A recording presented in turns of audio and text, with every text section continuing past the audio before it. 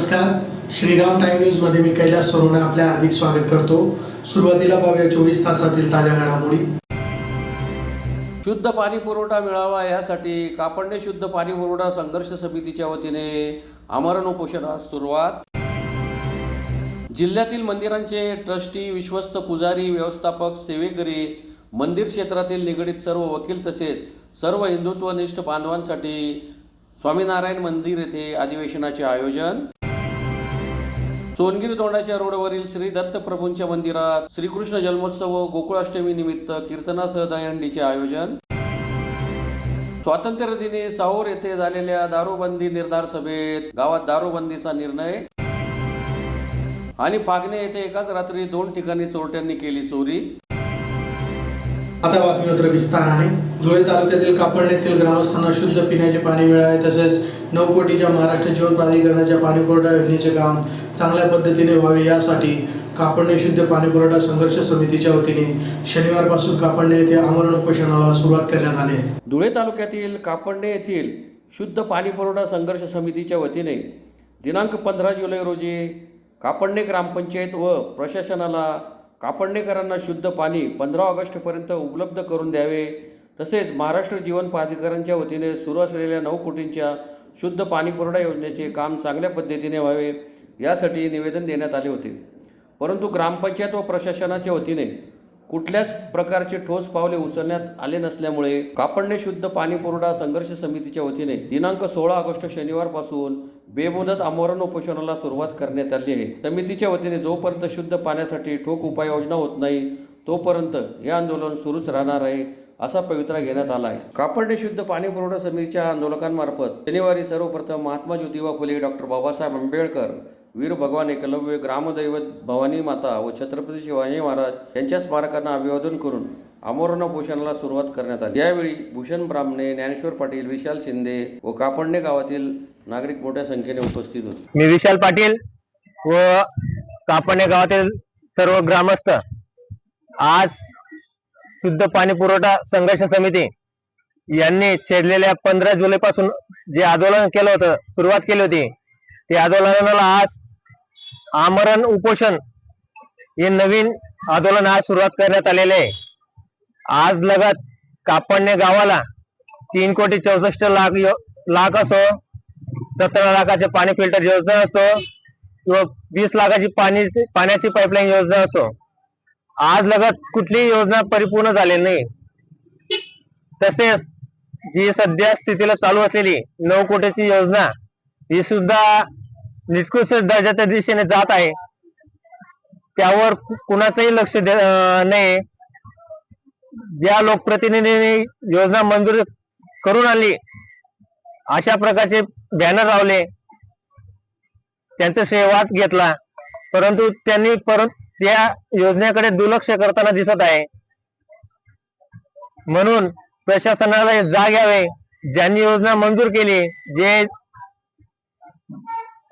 हे करायचा प्रयत्न करताय की आम्ही योजना आणली पण ती योजना कुठल्या पद्धतीने कारवाईत होत आहे याकडे सुद्धा त्यांनी लक्ष देण्यात यावे। तसेच कापडणे गावामध्ये कधी शुद्ध पाणी मिळेल ही योजना सुद्धा गुलदस्त्यात जाणार का, त्यासाठी आम्ही आंदोलन छेडलेलं आहे।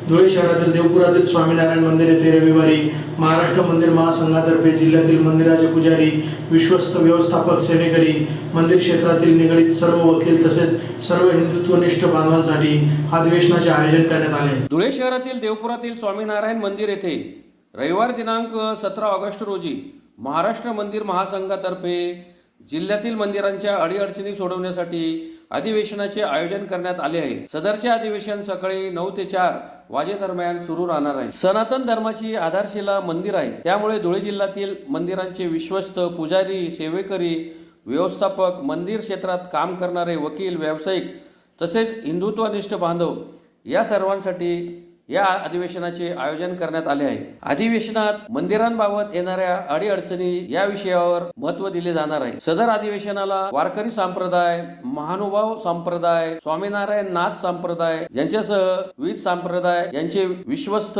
येणार आहेत. या अधिवेशनात अनेक विद्वानांचेही मार्गदर्शन होणार आहे. निवृत्त धर्मदाय आयुक्त यांचेही मार्गदर्शन होणार आहे. या अधिवेशनात एकंदरीत मंदिर क्षेत्रातील निगडित महत्त्वपूर्ण कार्यक्षेत्राचे आयोजन करण्यात आले आहे. तरी याचा लाभ घेण्याचे आवाहन करण्यात आले आहे. उद्या आपल्या धुळे शहरामध्ये स्वामीनारायण मंदिरात सकाळी 9 वाजल्यापासून दुपारी 4 वाजेपर्यंत धुळे जिल्ह्यातील सर्व जी आपली सनातन धर्माची आधारशिला असणारी मंदिरं आहेत त्या मंदिरांचे विश्वस्त, पुजारी, सेवेकरी, व्यवस्थापक, मंदिर क्षेत्रात काम करणारे वकील, व्यावसायिक तसेच हिंदुत्वनिष्ठ बांधव या सगळ्यांसाठी एक अधिवेशन आयोजित करण्यात आलेलं आहे. महाराष्ट्र मंदिर महासंघ आणि धुळ्यातील काही मंदिरं असं एकत्रित येऊन हे आयोजन आहे. उद्या सकाळी 9 ते दुपारी 4 या वेळेमध्ये विविध मंदिर क्षेत्राशी निगडीत अडचणी, समस्या आणि मंदिरांचं संघटन या महत्त्वपूर्ण विषयावर हे अधिवेशन असेल. या अधिवेशनाला वारकरी संप्रदाय असेल, महानुभाव संप्रदाय असेल, स्वामीनारायण नाथ संप्रदाय असेल, असे आपले सगळे संप्रदाय, विविध मंदिरं आणि सगळे आपल्या ग्रामदेवता धुळे जिल्ह्यातल्या यांचे विश्वस्त इथे येणार आहेत. त्याबरोबर अनेक विद्वानांचं इथे मार्गदर्शन होईल. निवृत्त धर्मादाय आयुक्तांचं सुद्धा इथे मार्गदर्शन होणार आहे. तर एकंदरीत मंदिर क्षेत्राशी निगडीत अत्यंत महत्त्वपूर्ण कार्यक्रमाचं आयोजन उद्या आहे. तरी मंदिरांशी निगडीत लोकांनी, विश्वस्तांनी अवश्य या कार्यक्रमाला उपस्थित राहावं असं आवाहन मंदिर महासंघाच्या वतीने आम्ही करतोय. आणि आज 16 तारखेला इथे आपण बघू शकता तयारी ही आपली जोरदार सुरू आहे. धुळे तालुक्यातील सोनगीर दोंडाईचा रोडवरील श्री दत्तप्रभूंच्या मंदिरात श्रीकृष्ण जन्मोत्सव व गोकुळाष्टमी निमित्त कीर्तनासह दहीहंडीचे आयोजन करण्यात आले होते. धुळे तालुक्यातील सोनगीर शिवारातील सोनगीर दोंडाच्या रोड लगत असलेल्या भगवान श्री दत्तप्रभूंच्या मंदिरात श्रीकृष्ण जन्मोत्सव व गोकुळ अष्टमी निमित्त हरिभक्त परायण रविकिरण महाराज दोंडाईचेकर यांच्या कीर्तनाच्या कार्यक्रमाचे शुक्रवारी रात्री आयोजन करण्यात आले होते. यावेळी वन व राजशिष्टाचार मंत्री तसेच जिल्ह्याचे पालकमंत्री जयकुमार रावल यांच्या हस्ते महाआरती करण्यात आली. शनिवारी सकाळी श्रीकृष्ण जन्मोत्सव निमित्त दहीहंडीचा कार्यक्रम संपन्न झाला. दुपारी महाप्रसादाच्या कार्यक्रमाचे आयोजन करण्यात आले होते. महाप्रसादाचा शेकडो भाविकांनी लाभ घेतला. या प्रसंगी ग्रामीणचे आमदार राघवेंद्र बधाने, जसोदाबाई महाजन, बन्सीलाल महाजन, राजूलाल महाजन, कौतिक महाजन, शानालाल महाजन, माजी सरपंच अविनाश महाजन, आर.के. महाजन, सोनगीरचे लखन ठेलारी यांच्यासह सरपंच व ग्रामस्थ मोठ्या संख्येने उपस्थित होते. व सोनगीर रस्ते येथे श्री महादेवाच्या मंदिरासमोर श्री दत्तात्रय महाराजांचं मंदिर 4-5 वर्षांपासून किंवा या आपल्या गावातील सगळी परिसरातील लोकांना आणि त्यांना म्हणजे अर्पण केलेलं आहे. आणि त्यानिमित्ताने आम्ही गोकुळाष्टमी साजरी केलेली आहे. गोकुळाष्टमी साजरी करून रविकिरण महाराज यांचं रात्री कीर्तन होतं. आणि आज आम्ही या आमच्या गावाच्या परिसरातील भंडारा आमच्या देत आहोत. आणि दत्तात्रय प्रभू या सर्वांना चांगली सद्बुद्धी देऊ आणि सर्वांची मनोकामना पूर्ण करू अशी आम्ही आणि परमेश्वर भगवान यांना मी एक विनंती करतो की या आपल्या परिसरात धुळे जिल्ह्यात सर्व महाराष्ट्रात पाऊस कमी पडतोय तरी दत्तात्रय प्रभूंना एक चरणी नतमस्तक होतो. आणि पाऊस जास्त पडू दे, शेतकऱ्यांचं भलं होऊ दे, आम्ही दत्तात्रय प्रभूंच्या चरणी दंडवत घालतो. आणि या गावात दत्तात्रयचं मंदिर आजपर्यंत न होतं, पण एक आम्हाला एक आमच्या जे बाबा होते गुरु त्यांनी आम्हाला एक आदेश केला होता की बुवा तुमचं दत्तात्रय प्रभू चांगलं करेल, तुम्हाला चांगले दिवस येतील तर तुम्ही एक मंदिर तुमच्या स्वखर्चाने मंदिर बांधा आणि लोकांना अर्पण करा. एवढं मी दत्ताच्या प्रभूच्या चरणी सर्वांना धन्यवाद.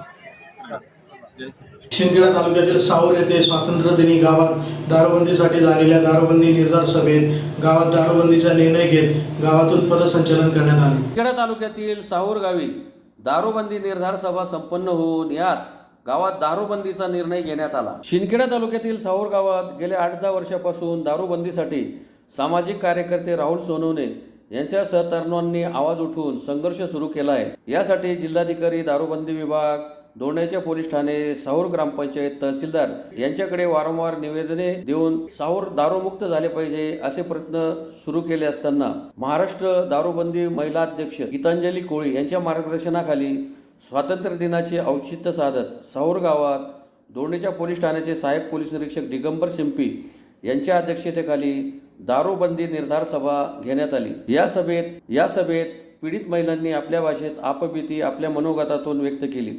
दारू व्यसनामुळे अनेक कुटुंब उद्ध्वस्त होताना उघड्या डोळ्यांनी साऊर गावाने पाहत असताना गावात कोळी समाजाचे आराध्य दैवत वाल्मिक ऋषी मंदिर व तापीमाई नदीच्या काठी विविध ठिकाणी हटभट्टी दारू पाडली जाते व सर्रास विक्री होत असते.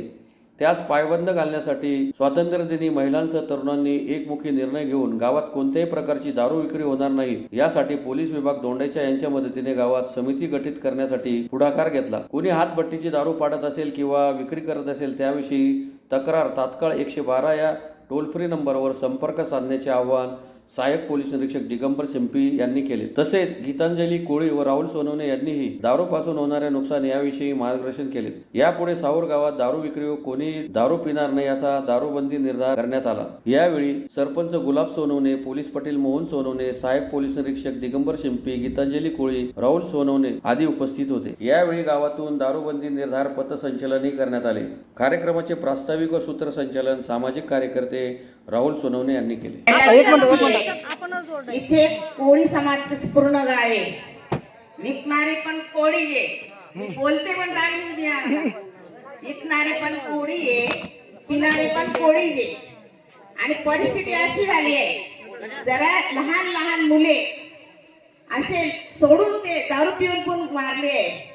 ईश्वराकडे वय नसताना दारू पिऊन मारले. संभा कोळी एवढी हालत खराब झाली आहे दारू पिऊन की लाकडी धरून चालता येते. बाकीचा रेकॉर्ड सगळं तुटलेला आहे. आता हे आजी आमची जवळ बसली आहे, त्यांचे मिस्टर आहे ते पूर्ण आयुष्यभर दारूच पिलं त्यांनी आणि मुलगा पण दारूच पितो.